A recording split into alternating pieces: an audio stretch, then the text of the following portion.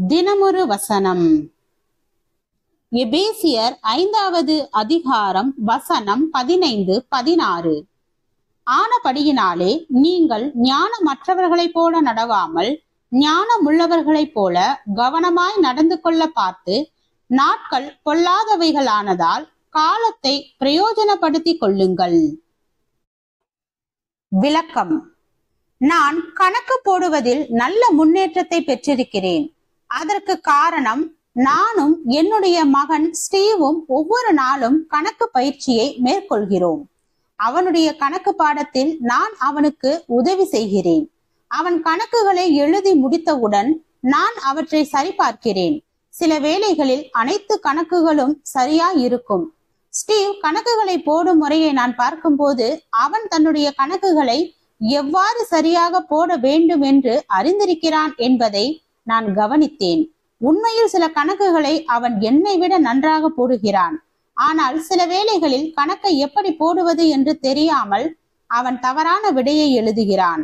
அவன் கணக்குகளை கவனக்குறைவுடன் போடுகிறான், அல்லது அவன் தன்னுடைய விடைகளை கவனமாக சரிபார்ப்பது இல்லை. நாமும் நம்முடைய கிறிஸ்தவ வாழ்க்கையில் ஸ்டீவை போல் இருக்கிறோமா? நாம் என்ன செய்ய வேண்டும் என்பதை நாம் அறிந்திருக்கிறோம். கிறிஸ்தவ வாழ்க்கையை எவ்வாறு வாழ வேண்டும் என்பதை நாம் நன்றாக அறிந்திருக்கிறோம்.